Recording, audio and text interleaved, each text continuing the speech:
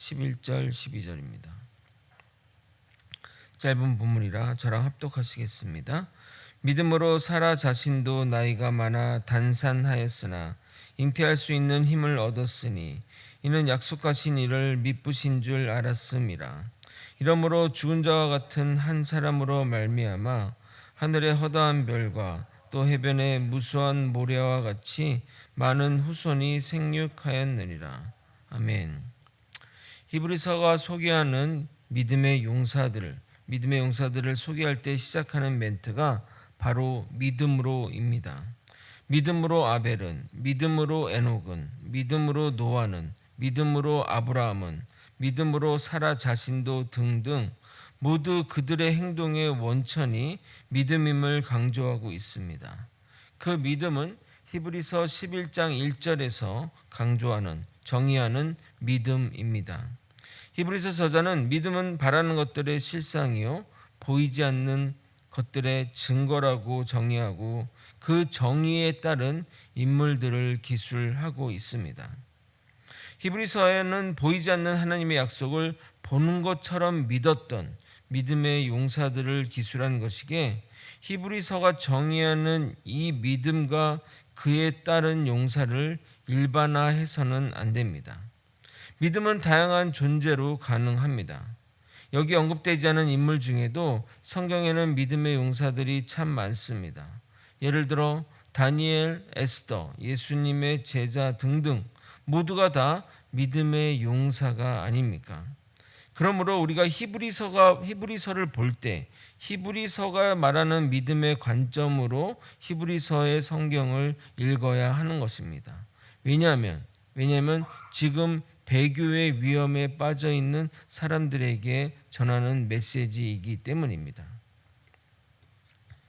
그런데 그 밑에 또 전제해야 할 것이 하나 있는데 그것은 하나님의 관점에서 보아야 한다는 겁니다. 그래야 히브리서가 말하는 믿음의 용사의 삶을 정확하게 해석 가능합니다.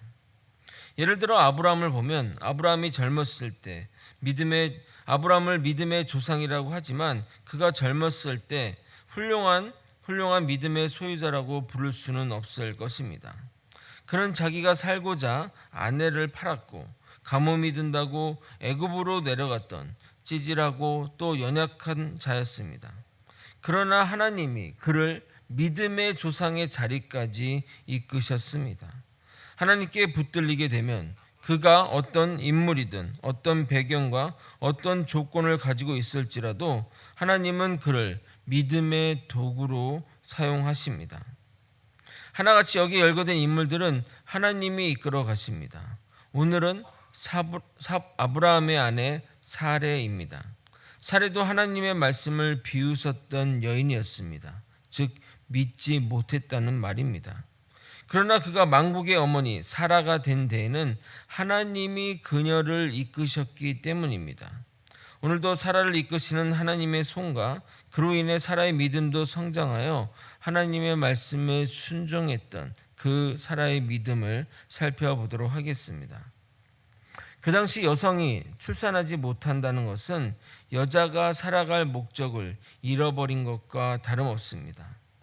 요즘은 자발적인 불임과 또 여러 가지 원인으로 인해 불임이 있고 또 그것이 그리 큰 흠이 되지 않지만 그 당시 여성의 불임은 이혼 사유가 될 정도로 심각한 문제였습니다. 고대 근동의 대표적인 법인 함무라비 법전의 138장에 의하게 되면 이런 내용이 있습니다. 제가 읽어드리도록 하겠습니다. 어떤 시민이 아이를 낳지 못하는 아내와 이혼을 원할 경우 그는 그녀에게 결혼 증여금을 지불해야 하며 그녀가 친정아비로부터 가져온 지참금을 보상해야 된다. 그러면 그는 그녀와 이혼할 수 있다. 물론 성경에는 이런 불임 여성, 아이를 낳지 못하는 여성에 대한 이혼 규례는 없지만 이스라엘이라고 그 지역에 살면서 독립된 섬에 사는 것이 아니기에 그 지역의 문화와 정서와 또 법과 무관할 수는 없습니다.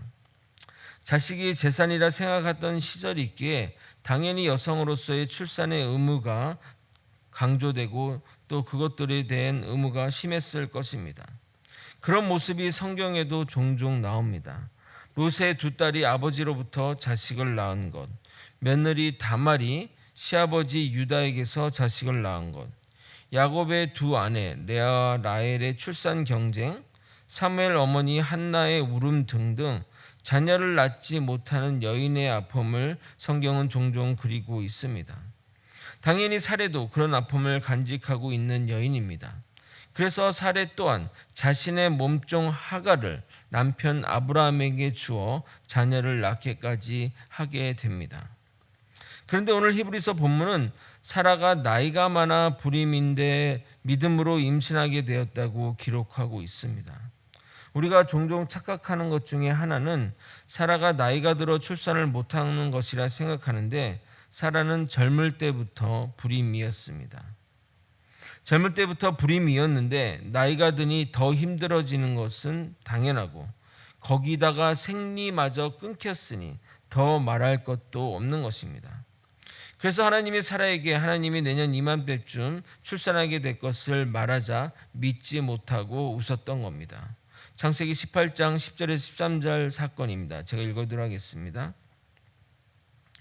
그가 이르시되 내년 이맘때 내가 반드시 내게로 돌아오리니 내 아내 사라에게 아들이 있으리라 하시니 사라가 그 뒤 장막문에서 들었더라.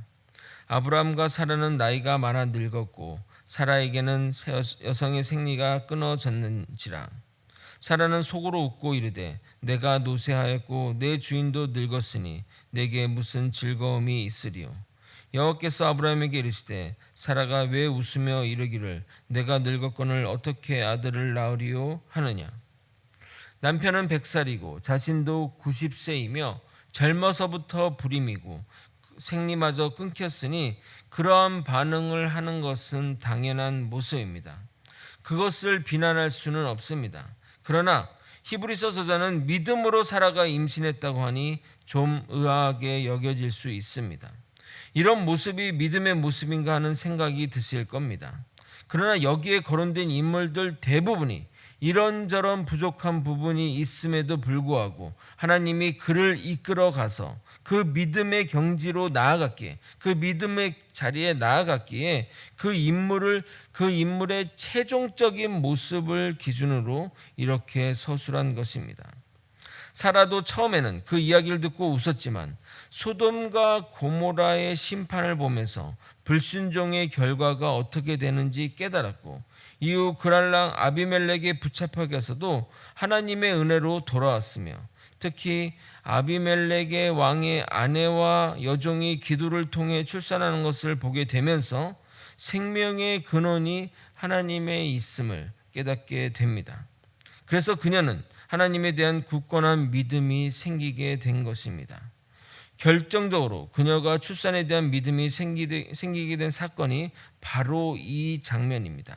창세기 20장 17절에서 18절을 읽어드리도록 하겠습니다. 아브라함이 하나님께 기도하며 하나님이 아비멜렉과 그의 아내와 여종을 치료하사 출산하게 하셨으니 여호와께서 이왕에 아브라함의 아내 사라의 일로 아비멜렉의 집의 모든 태를 닫으셨음이더라. 결국 그 장면들을 통해 그것들을 믿게 된 그 사라에게 하나님의 은혜가 임하게 됩니다. 요 구절 바로 이어지는 성경 구절입니다. 창세기 21장 1절에서 2절입니다. 여호와께서 말씀하신 대로 사라를 돌보셨고 여호와께서 말씀하신 대로 사라에게 행하셨으므로 사라가 임신하고 하나님이 말씀하신 시기가 되어 노년의 아브라함에게 아들을 낳으니. 그런 놀라운 기적이 일어나는 것은 사라가 하나님이 미쁘심, 좀 쉬운 말로 표현하면 신실하심, 신뢰하심 만한 분이심을 믿었기 때문입니다. 우리는 그것만 믿으면 됩니다. 하나님의 약속하신 바를 꼭 지키시며 말한 것을 반드시 실천하시는 분임을 믿으면 우리가 해야 할 일은 끝이 나는 것입니다. 쉬운 것 같습니까? 결코 쉬운 일이 아닙니다. 우리는 믿는다고 하면서 행동으로는 믿지 못하는 일을 합니다. 기도했다고 하면서 그리고 아멘이라고 말했으면서 행동으로는 내가 무엇을 하려고 하고 주님보다 앞서서 뭔가를 하려고 하기 때문입니다. 우리가 주님의 역사를 보고자 한다면 하나님이 말씀하신 모든 것을 온전하게 이루시는 분임을 믿고 그 믿음대로 행동해야 합니다. 민수기 23장 19절입니다. 하나님은 사람이 아니시니 거짓말을 하지 않으시고 인생이 아니시니 후회가 없으시도다. 어찌 그 말씀하신 바를 행하지 않으시며 하신 말씀을 실행하지 않으시라. 사라는 하나님이 하시는 역사를 보면서 그분의 설득에 압도되었고 그분을 믿고 신뢰하며 따라갔습니다. 결국 그것이 불가능을 가능케 하시는 하나님이 쓰시는 도구가 되었던 겁니다. 이삭의 출생과 그의 인생이 구속사적 관점에서 의미가 있습니다. 흔히 이삭을 예수님의 예표라고 합니다. 성령으로 잉태한 예수와 생리가 끊긴 사라에게서 태어난 이삭은 출생부터 기적의 출생입니다. 하나님이 일하셔서 놀라운 출생이 가능했기에 이삭의 출생은 예수님의 출생과 비견할 만합니다. 그리고 이삭이 모리아 산에 제물로 바쳐지는 것과 결국 어린 양이 대신하여 제사를 드려지는 대속의 모습 등 여러 가지로 구속사적 그림을 보여줍니다. 이삭이 직접 제물을 태울 나무를 지고 올라가는 모습도 여러 가지로 예수님의 십자가의 길을 예표하고 있습니다. 히브리서서는 1장 1절에 구약의 사건들이 여러 부분과 모양으로 예수님을 증거한다고 한 말을 증거하는 대표적인 예라 하겠습니다.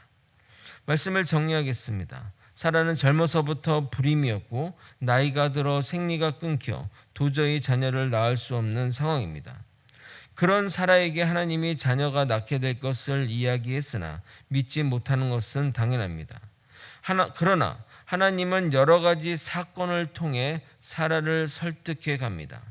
불순종의 예와 순종의 예를 차례대로 보여주면서 믿음으로 불가능이 가능하게 된다는 것을 깨닫게 되었고 결국 그녀는 하나님이 신실하신 분이라는 확고한 믿음의 경지까지 나아가게 된 것입니다. 이처럼 믿음의 사람들은 점점 믿음으로 앞으로 나아가야 합니다. 과거에는 불순종과 불신앙의 삶을 살았지만 이제는 순종과 믿음의 삶으로 나아가야 할 것입니다. 그런데 그 과정에 우리를 설득시키는 하나님의 역사를 눈으로 볼 수 있어야 합니다. 믿음은 보이지 않는 하나님의 일하심을 볼 수 있게 만듭니다. 우리 믿는 자들이 이 증거를 붙잡고 주님이 인도하시는 길로 나아가면 되는 것입니다. 믿음으로 주님의 일하심을 보고 주님이 신실하시다는 확고한 신념으로 무장하여 어떠한 어려움과 환난에도 변하지 않는 저와 여러분이 되시길 예수님의 이름으로 축원드립니다. 아멘. 기도하시겠습니다. 하나님 아버지, 하나님의 말씀, 하나님의 그 모든 것들을 믿지 못했던 과거였지만 하나님의 그 설득에 납득되어 아버지 하나님을 절대적인 우리의 구세주로 하나님이 우리의 모든 것들을 듣누시는 아버지 전능자이신 하나님의 믿음의 경지로 나아갈 수 있도록 우리를 이끌어 주시옵소서.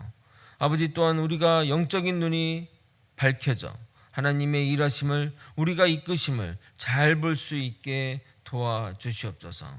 매일매일 죄와 싸우며 회개하며 정결한 자가 되어 하나님을 볼 수 있는 자가 되게 이끌어 주시옵소서. 사랑이 많으신 예수 그리스도 이름으로 기도드리옵나이다. 아멘. 주기도문으로 예배를